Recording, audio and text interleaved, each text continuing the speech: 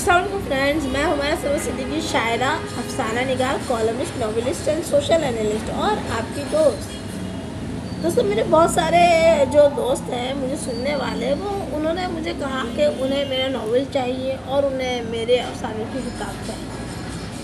میں اپنے دوستوں کو یہ بتانا چاہتی ہوں معذرت کے ساتھ کہ بغیر اسمارٹ پیکج کے یہ میں آپ کو بالکل بھی جو ہے میری کتاب میں کسی کو بھی نہیں دیتی ہوں، اور جن لوگوں کو دے چکی ہوں ان کو وہ کتاب جانا ضروری تھا، اس لیے میں نے ان تک پہنچا دی۔ جناب علی، یہ کتاب میری ایک منسٹر ہے سید ناصر حسین شاہ، انہوں نے چھپوا دی ہے، اور ظاہر ہے کہ کتاب میں ان کا نام آیا ہے، ان کو ابلائز کیا گیا ہے، اور ان کو ہمیشہ سے ہی میں اوبلائج کرتی آئی ہوں۔ ایسا نہیں ہے کہ میں نے ان کو اوبلائج نہیں کیا، کچھ لینے کے لیے کچھ دینا پڑتا ہے، اور کچھ دینے کے لیے جو ہے وہ ہمارے پاس کچھ نہ کچھ ضرور ایسا ہونا چاہیے کہ ہم کسی کو جو ہے وہ دیں۔ اس کا قطعی یہ مطلب نہیں کہ یہاں پر عزتوں کے سودے ہوتے ہیں، یہ بالکل ایک دنیاوی جو ہے بزنس کا ایک طریقہ کار ہے، اس میں جسم کو جو ہے کوئی فوقیت حاصل نہیں ہے، بلکہ کوئی فوقیت تو کیا، ذرہ بھر بھی کوئی ایسی رعایت حاصل نہیں ہے۔ تو جناب علی، اگر آپ مجھے کوئی اسمارٹ پیکج دیتے ہیں تو میں آپ کو ضرور اپنی کتاب جو ہے وہ پہنچا سکتی ہوں، اور بغیر اسمارٹ پیکج کے یہ کتاب آپ کو نہیں مل سکتی۔ اور میں اب اور بھی ضرور یہ کہ اپنی جو ہے وہ اپنے افسانے اور اپنا ناول ضرور لکھوں گی اور آپ تک ضرور وہ پہنچاؤں گی۔ آپ سوچتے ہوں گے کہ میں ایسا کیوں کہہ رہی ہوں، اور یہ بالکل نیا مطلب ایک آئیڈیا میں لے کے کہاں سے آ گئی ہوں، اور یہ کہ کیا میرے افسانے ایسے ہیں کہ وہ آپ تک پہنچے؟ جی ہاں، بالکل ایسے ہیں کہ وہ آپ تک پہنچے۔ اگر مجھے کوئی بہترین شخصیت مل گئی ان افسانوں کے لیے تو میں ضرور جو ہے وہ 3 فلمیں جو ہے اپنے افسانوں پر میں بناؤں گی، ٹیلی فلمز، اور وہ بالکل پاکستان کا نام روشن کریں گی، اور اس میں جو مرکزی کردار ہے وہ بھی میں خود ہی ادا کروں گی۔ اس مرکزی کردار کے لیے اپنے ساتھ مجھے ضرور ایک بہت ہی اہم اور معمولی دکھنے والے شخص کی ضرورت ہے، لیکن وہ اتنا معمولی نہیں ہونا چاہیے جیسا کہ آپ سوچ رہے ہوں گے شاید۔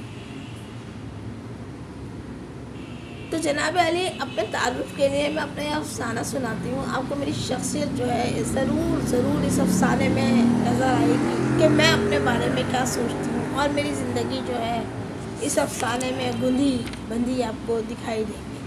یہ ایک افسانچہ ہے۔ جب ہم کہتے ہیں افسانچہ تو اس کے کوئی معنی ہوتے ہیں، اس کے معنی ہوتے ہیں کوئی مختصر افسانوی تحریر، اور جب ہم کہتے ہیں افسانہ تو طویل ہو سکتا ہے۔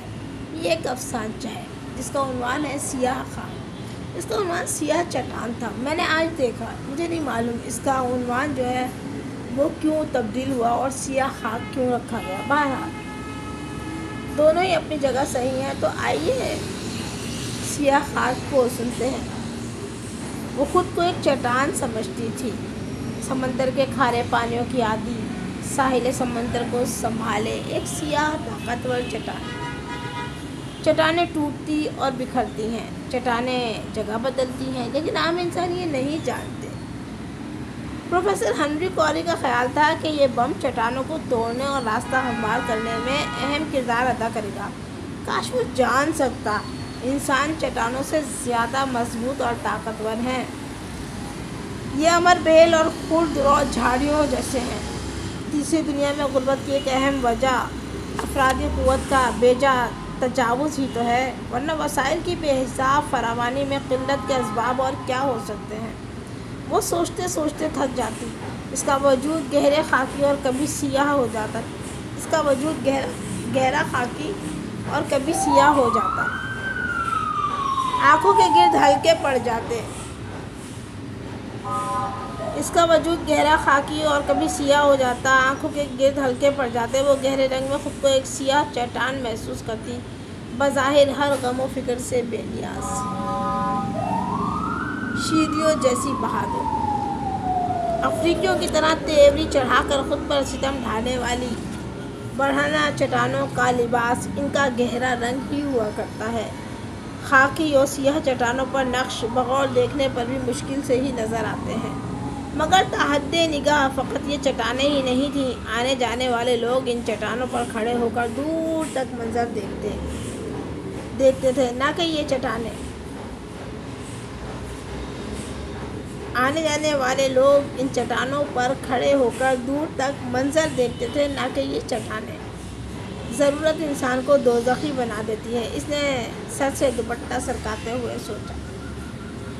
اس کا عنوان سیاہ چٹان، جب میں اس کو لکھا اور جب میں نے اس کو پڑھا تو مجھے اس میں کہیں اپنی ایک ذات ضرور نظر آئی۔ دوستو، ہم ان رشتوں سے بہت مجبور ہوتے ہیں۔ ایک طویل تر زندگی میں نے گزاری اور اس طویل زندگی میں میں نے بہت قربانیاں دی ہیں، اور اس طویل زندگی میں میں اپنی ہم سفر تنہا رہی ہوں۔ اگر میرا کسی نے ساتھ دیا ہے تو آپ کو اپنا ایک شعر سنائی دیتی ہوں۔ زندگی نے مجھے سکھایا ہے دوست کوئی نہیں خدا کے سوا۔ اور جو لوگ یہ سمجھتے ہیں کہ میں حمیرہ ثروت صدیقی یا تو محبت کرنا نہیں جانتی، تو میں نے بہت محبت کی ہے اپنے رشتوں سے، بے انتہا محبت کی۔ اور بعض لوگ اگر یہ سمجھتے ہیں کہ میں حمیرہ ثروت صدیقی، وہ مجھے توڑنا چاہتے ہیں، تو میں آپ کو بتاتی چلوں، آپ صرف اس چیز کو نہیں توڑ سکتے جو ٹوٹی ہوئی ہو، یا آپ اس چیز کو نہیں توڑ سکتے جس کے نزدیک اپنی تعمیر کے لیے خود مسدود کیے ہوئے راستے موجود ہوں۔ کیونکہ جب تک آپ کسی کو اپنے دائرۂ احاطے میں داخل نہیں ہونے دیں گے، وہ داخل نہیں ہو سکے گا، اور یہیں سے ایک سفر شروع ہوتا ہے، ایک ایسا سفر جو تھکا دینے والا ہے، ایک ایسا سفر جو اذیت ناک ہے، ایک ایسا سفر جو خودی کا درس بھی دیتا ہے، ایک ایسا سفر جو صرف اس لیے مشکل ہے کہ ہمارے ساتھ ہمارے لوگ جڑے ہوئے ہیں۔ اپنا بہت خیال رکھیں۔ مجھے نہیں معلوم کہ میری ان تمام باتوں سے آپ نے کیا سمجھا اور کیا سوچا، اور نہ مجھے اس سے کوئی غرض ہے، لیکن ہاں، یہ کتابیں آپ کو ایسے نہیں مل سکتی، ان کتابوں کا معاوضہ ہے۔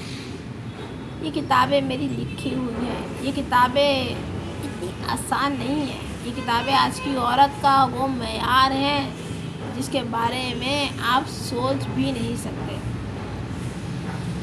یقیناً کہ مجھ سے بہترین لکھنے والیاں پہلے بھی رہی ہوں گی، مجھے نہیں معلوم، میں نے ان کو نہیں پڑھا، میں ان کو پڑھنا نہیں چاہتی، کیونکہ زندگی کو جس طرح میں نے پڑھا اور سمجھا ہے، میں زندگی کو بالکل اسی طرح لکھنا، پڑھنا اور سمجھنا چاہتی ہوں۔ میں نے کبھی کسی ایسے تحریر کو نہیں پڑھا جس سے کہ میں بہت مروب ہوئی ہوں۔ میں اگر زندگی میں کبھی مروب ہوئی ہوں تو میں اپنے والد سے ہوئی ہوں۔ میں ہمیشہ مردوں سے مروب ہو جاتی ہوں، لیکن مردوں سے اس طرح مروب نہیں ہوتی اگر وہ لائق فائق ہوں، اگر وہ تہذیب و تمدن کے سانچے میں ڈھلے ہوئے ہوں، اگر وہ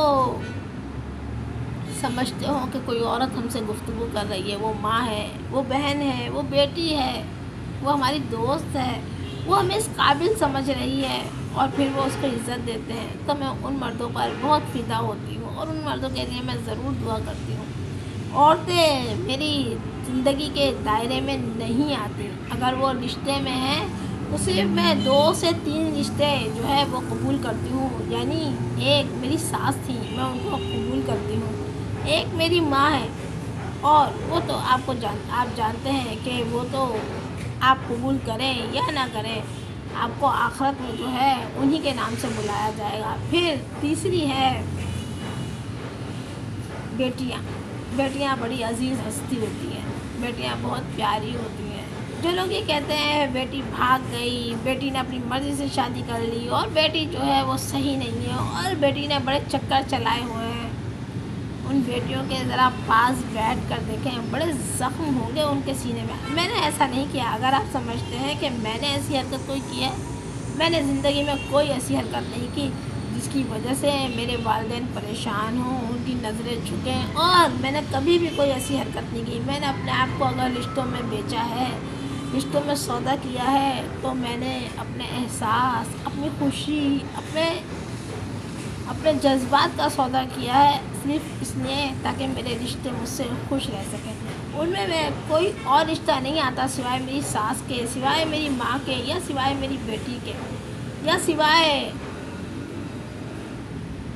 کچھ ایک دو ایسی عورتیں ہیں جن کو میں واقعی عورت سمجھتی ہوں، اور ان کو اس بلند مقام پر دیکھ سکتی ہوں جہاں پہ کہ ایک عورت کو ہونا چاہیے۔